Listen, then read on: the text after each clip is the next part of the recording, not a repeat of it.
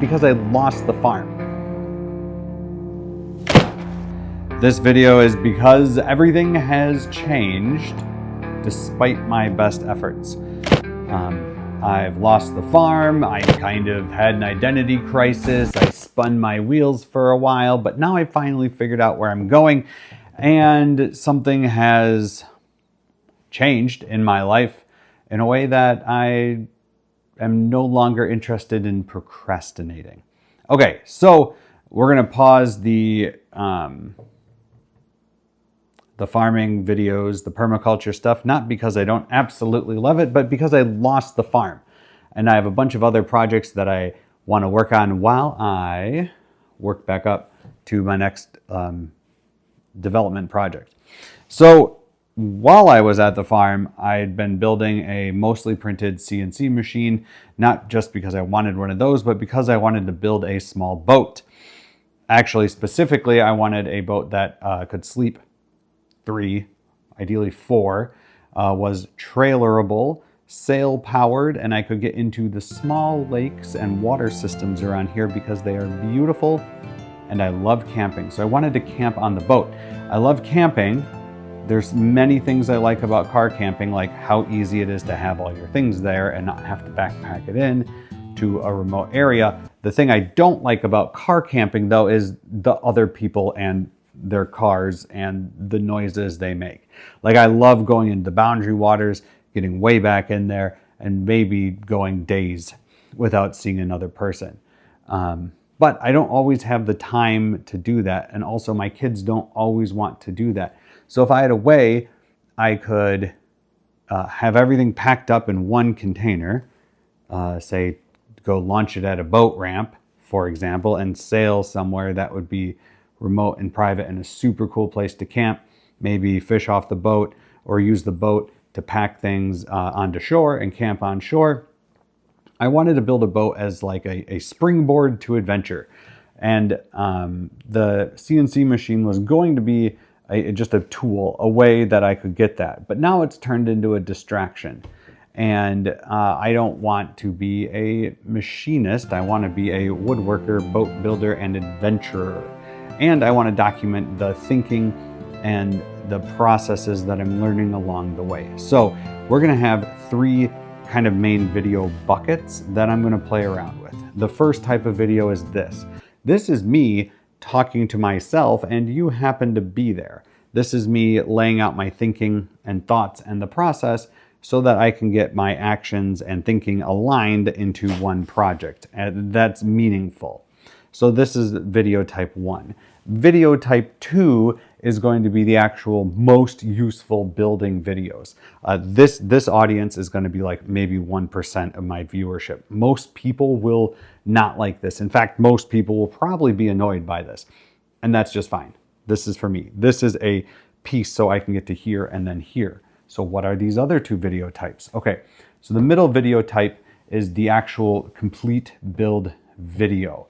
Inspired by channels like Acorn to Arabella, where they filmed how they built the thing. And if you were paying attention or want to rewatch the video, they go over that.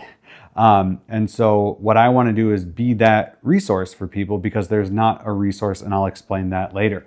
But I want to have a video archive resource of people who are doing this, because if they're like me and they're in the middle of nowhere and the friends who might be able to help them on this project work different shifts than they do, and anyway, you're not alone. This video project will show how to do it. And you'll see my mistakes and hopefully won't make them. And also the community for builders on YouTube is actually really amazing. I've learned so much from you guys, and people have actually commented and given me feedback. And I've asked questions and gotten feedback, which is amazing. It's amazing that we have this resource and most people don't use it right. So that's what the middle video is. And I think maybe 10-20% of people will actually enjoy that.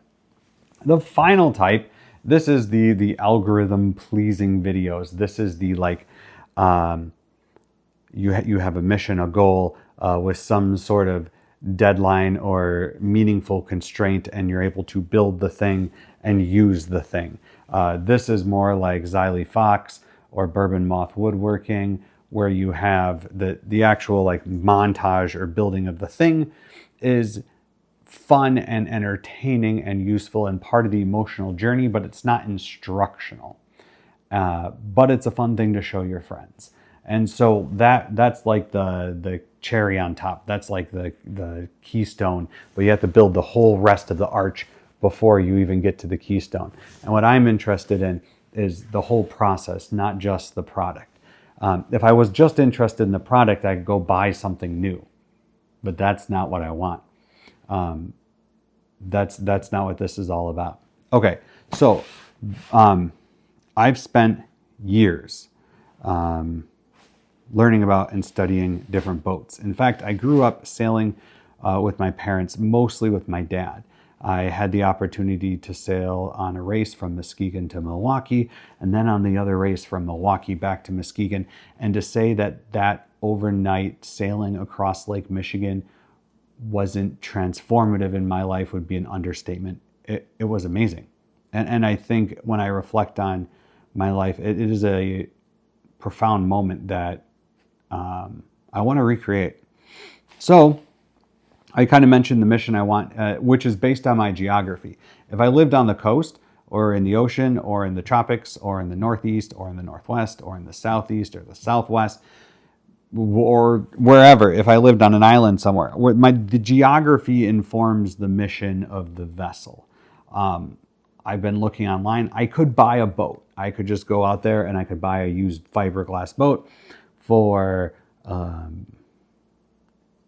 not even a tenth of its original value and go out and sail and have an adventure. But that's not just what I want to do. There's depths to this that I'm having a hard time articulating right now, and I know I'll be able to get to later. But one of the first things I did was get actual, this is upside down for you, study plans for the boats that could fit this bill from major designers. John Welsford, Selway Fisher, Glenn L., the Stevenson projects, just to name a few. And I studied these boats, and I think if I were coming at this in 2008, maybe even in 2016, this would for sure be a good way to go. The reason these aren't as good as they would have been 10 years ago is the price of plywood. These are stitch and glue plywood, which is a very cool building method. It lets you create things in your own backyard that would be unobtainable to you otherwise. But the price of marine grade plywood right now is prohibitive. It's prohibitively expensive. So part of the reason I was looking at using my own CNC machine was hopefully to use other or more affordable materials. But part of the problem with that is that they're not as high quality. And so you're still going to spend a lot of money. So given the price of things, and I want this to be a boat that someone else could build and then we could go sailing together, or I could build for a friend and then we could go sailing together, or I could build with my kids and then we could all go sailing together. You might hear a theme here: build together, sail together, build a community around these. They're called dinghies, camping dinghies, sailing dinghies, racing dinghies. There's whole groups of people who like go collect somewhere and go camping and sailing, and I think that would be an amazing thing to bring to my area. Or just do it with my kids if no one else wants to come. So I had kind of narrowed it down. My number one choice was this. This is, my kids have been playing with it, so it's really beat up. But it's a Toy 9 sailboat. It's centerboard. It's very similar to the Scamp, which I'll be talking about in a minute. It's built from stitch and glue plywood. I had a great conversation with the designer. What I love about this is that you can come into here and sit in the covered cabin, and your feet, you can stretch out and lay them under the cockpit benches, which I thought was pretty cool. I still might build this boat, but it's kind of an unknown. I talked to the designer, but I'm a good sailor, meaning I can follow instructions, not break things, and I don't get seasick. I'm not a good captain yet. I need experience. And I don't know if this is the right boat. I don't know if this is a safe boat to learn on. I don't know how forgiving it will be. But I do know there's a very forgiving boat. A boat that's a bit of a legend. A boat that has its own mythos and history, like the Trojan's horse. Okay, not like that. But it's a special boat, and it's a special community. And unfortunately, that specialness does come with a bit of a price tag, but that boat is a scam. There's a history about it that I'll get into later, but for our purposes, it ticks a few of the boxes. One, I can get it delivered as a mostly plywood kit, and then I have to figure out assembling it, epoxying and fiberglassing it, building it, rigging it, getting a mast, and I honestly don't know if it's called a boom or what the top of this style of mast is. I have a lot of learning to do, and that's okay. Part of learning is doing a project and figuring it out as you go. In fact, I would argue that's the best way to learn.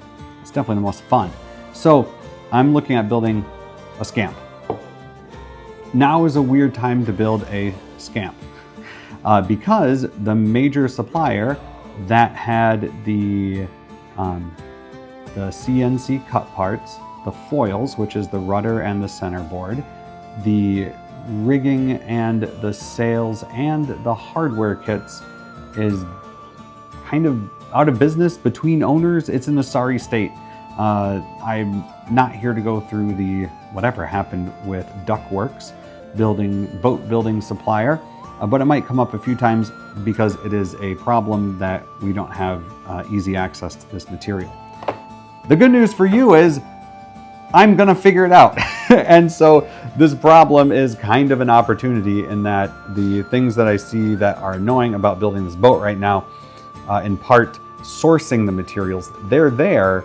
I can access them. There's just not like pre-built kits.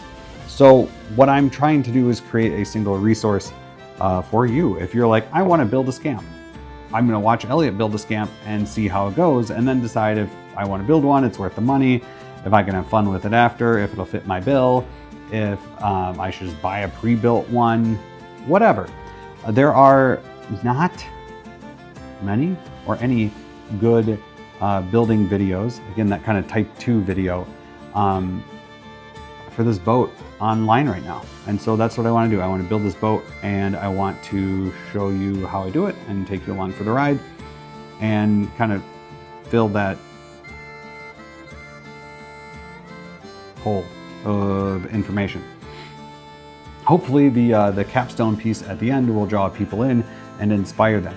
I definitely see this as a stepping stone project that I can use my whole life.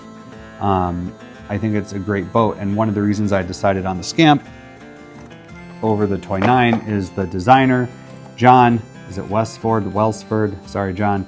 My brain has a hard time with names like that. Not your problem, my problem. But the idea is it's a very forgiving boat. I've seen them in conditions they have no business being in and doing phenomenally well. It's a very safe boat, and I think for learning, it'll be a little more idiot-proof. And for building, there's plenty of blogs and people who have already built it. And so that's what we're going with. Yeah, starting a new project can be a little scary. That's okay. And there's a reason I'm doing this boat at this time right now, even though it's one of the most inconvenient times in my life to build a boat. But I'll talk about that next video. Anyway, thanks for being here. It's kind of an open book, open adventure, and can't wait for you to come along. I hope it inspires some people to look at what they're doing and look at the excuses they have for not doing it, and then decide to do it themselves. So anyway, thanks for being here. Let's do it.